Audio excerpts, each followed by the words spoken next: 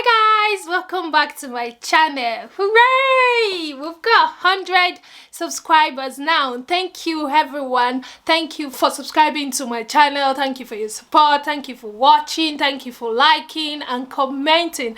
And please continue to do this. Continue to do this because it encourages me. Thank you all. So today's video, I'm going to be busting some myths on motherhood and parenting. So we all know, if you are watching and you're a parent, you know parenting is difficult, and there comes these unrealistic expectations from you as a mother or as a parent of a child. So there are some myths that have been going around for a long time, and I'm going to debunk them.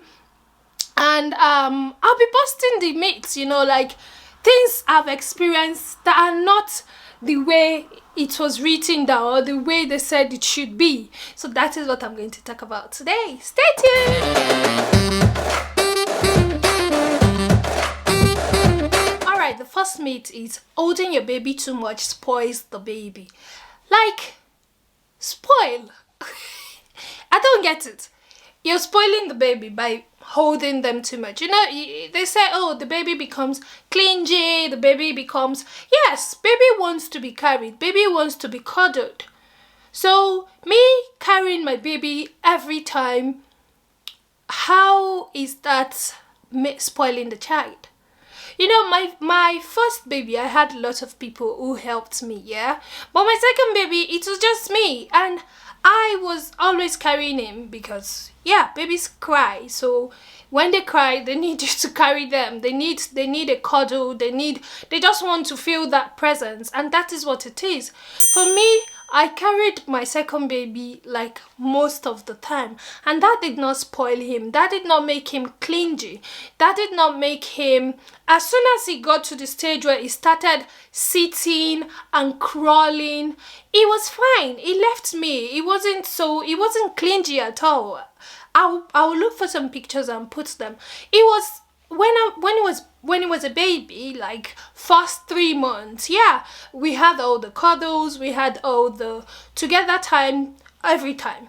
But as soon as he started trying to sit, trying to crawl, that was it. He was gone. He was always on his own, playing with his brother, and that was it. So I don't know where they got that myth that if you carry your baby for too much, they clinch to you. There are some babies that you don't even carry that become clingy. Like Mitchell, that was when he was older.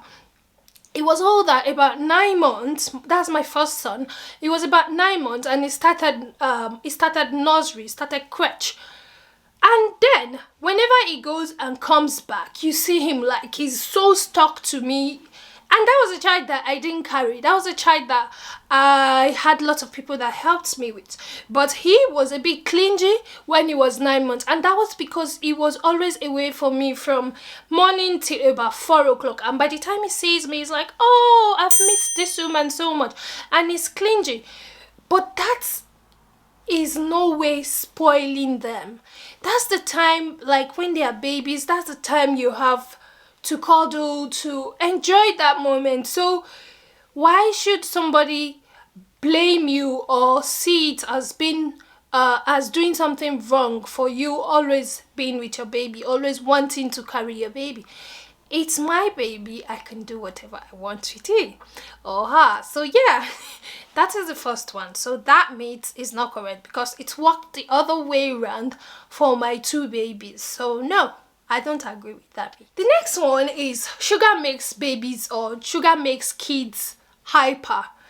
I don't want to believe that. From research, it has not been like established. They've not established it and said, oh yes, it is confirmed. And from my own experience with my kids have high energy. Even without, in my house we don't eat sugar. We eat things that contain sugar, but we don't eat sugar like that. And I have seen that even if they have sugar or stuff that contains sugar or not, they are hyper.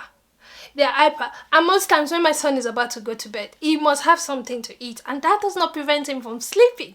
So you can see that it doesn't really work. And they say, oh, don't give them sugar. Oh, the sugar I gave him is making him hyper. No, that's not right. It's just an hyper kid. It's just a child that's got lots of energy. So yeah, for me, it didn't work. It wasn't the effect of sugar. I've experimented it myself to see if giving them something that contains sugar really makes them hyper. And no, for my kids, they are super hyper. And when it's time to go to bed, even if I give them at that point, they still go to bed. They still sleep. So yeah.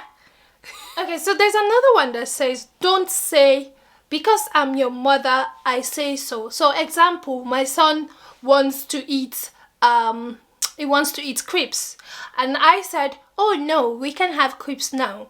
And he says, mommy, why? And I say, oh no, because I'm your mother. They say don't say that. Like okay, I mean, probably my example is not really right, but that is the context. Children, children need someone to make decisions for them. And as a parent, I've got that sole responsibility to know what is right for them. So yeah, sometimes we can say, oh, let them have their way. Yeah, so that they can, if it's something good, they can see that, oh yeah, this decision of mine is very good. And if it's something bad, they can see the outcome of what that is. But in many occasions, or most times, as a mom to these little ones, you need to let them know that I am your mom and I have said so. You should accept it. Whatever mommy says should be correct. I don't know, you might not agree with me, but that is my own analogy. I tell my kids, if they say, oh, can we go to this place, and it's not time to go there yet, and he's insisting, oh, we have to go now, we have to say, no, mommy says we can't go and we are not going now. When it's time to go, we'll go. So, you know, I feel that's just my opinion anyways, but then they need direction. They don't know it every time. They don't know it all. So they definitely need that direction, and they need you to say it to them sometimes. So yeah, it is not out of place if you say that. So don't feel guilty, don't feel bad. If anybody is pointing it out to you, that is your own way of parenting. Parenting does not have a particular formula. That's just the truth. So there is no right or wrong. Everybody has got the ones that work for them. So yeah. The next myth is only bad moms complain when it's hard. Parenting is difficult. I keep saying this. And the fact that I complain, the fact that I'm saying, oh, this is difficult, this is hard, that does not make me a bad mom. So recently, couple of days ago, my sons, they had one of them was restless and the other one had a fever, so it was disturbing. He had blocked nose, he couldn't breathe, you know. They were restless at night, and my husband and I, we had to like stay up through the night to help them until they settled almost about past 3 in the morning. And that was difficult because we already had an hectic day before that night, so we were tired. And the next morning, I was so tired and I was complaining. I was so, oh God, this is so difficult. I have not slept enough and I still have to do my normal day work, you know. Then that does not make me a bad mom. That doesn't mean I don't love my kids. That doesn't mean I love them any less, you know. It's just me being human. I complain, and that doesn't make me a bad mom. So yeah, if you complain, if it's getting too difficult for you and you need that complain. It doesn't make you a bad mom. So no, complaining is just you being normal. It's just you being human. Yeah. Machines, they complain when it's getting difficult for them. You see there is an issue with the system. So you human, why would you complain? So yeah, you can complain in as much you don't dwell on it. Yeah, you complain, but that doesn't reduce the love you have for your kids. So no. There's another notion that says breastfeeding is natural, and since it's natural, it should occur naturally. Like, who said that? When so many mothers are finding it difficult to get their breast milk flowing, some don't know how it works. I remember my own experience. My first child, it was like, what is happening? Where is the milk? And later on, it started flowing, and we got into the routine after a couple of trial, and we were there. And that did not even make me so knowledgeable when it came to the next one. The next one was a total experience on its own. So saying that it's a natural thing and you should just know how to breastfeed your child, no, that's not correct. That is like a pressure that is put on people. If it is so natural, why then do we have formulas? Why do we have formulas if it's so natural? Some babies are just like that.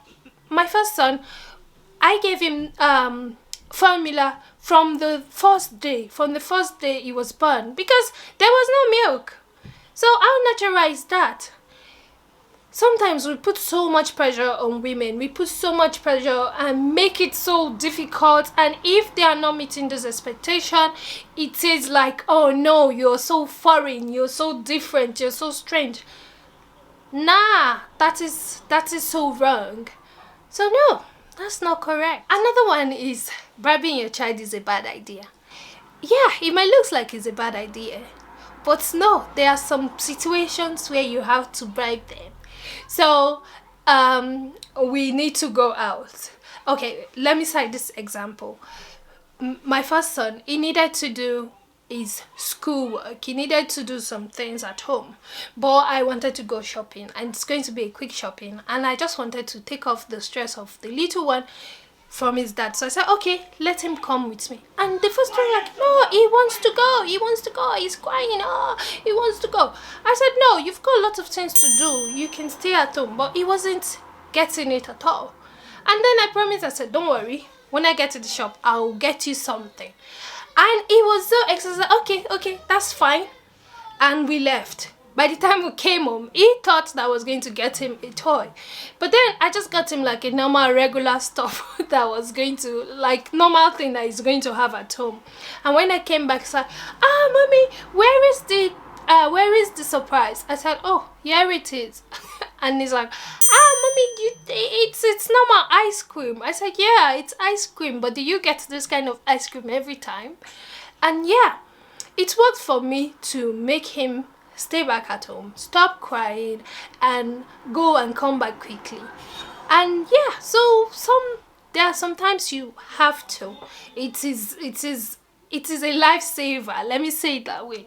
So blaming somebody or telling someone off that, oh, bribing your child is a bad idea, I don't think that is correct. There are situations where you bribe them and it is for the good. If your child is throwing tantrums or doing some stuff that you Adam, okay, assuming you're in a meeting and you just want him to be quiet, if you give them screen time for that period of time, how is that a bad idea? It's not. It's saving you the stress of shouting or carrying a angry face or muting your Zoom call, not participating because you have a child that is crying. So, that is a myth that should be cancelled. It is cancelled. No. The last one I'm talking about is having a disagreement with your partner in the presence of your child is traumatizing. So I know you guys might be like, oh, blessing, no, this is not right, or you shouldn't argue in front of your children. But no, I argue with my husband in front of my child, at least the first one. He knows. And the thing is, when you say argue, we're not arguing, like, we're not fighting. We're trying to understand each other's point of view, but standing on your own point of view, like, oh no, this is what I stand for, and you say this is what I stand for, and we try to come together and find a balance. When I do this in front of also the first time, it's like, mommy, you're shouting, daddy, you're shouting. I'm like, oh no, we're not shouting, we're arguing. And adults argue, and we argue to agree. And if this is is based on, this is based on you anyways. If you know that your argument leads into a big fight, a loud quarrel, no, it is not advisable. But if it's something that you both of you can manage, that is as well teaching the child that, yeah, you can disagree with somebody, but at the same time still manage to have a conversation. So it is difficult, yeah, but I don't think it's traumatizing, because the child, you tell the child, except it's like a very little one that doesn't understand. But for my child, when he sees us arguing or talking about something, he knows that, oh no, mommy and daddy are having a conversation. So Richard has come to join me anyways. As I was saying, so if you can constructively have an argument, then I believe that it can't be traumatizing. It is a way to let that child know that adults argue. It's not always rosy, but at the same time, we walk our way, we find our way. You can see mommy and daddy are fine, they're happy, nobody's fighting, nobody's hitting anybody. So yeah, you can have arguments. So that is my own thoughts anyways. I would like to hear your opinion, please. What are the myths that you've heard that has really happened to you, that that made you believe in it? Or what are the myths that you've heard and you believe that it is not true from your experience? Please let me know in the comment section, and please put your comments and let's have a chat.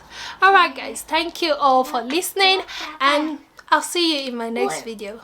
Bye bye.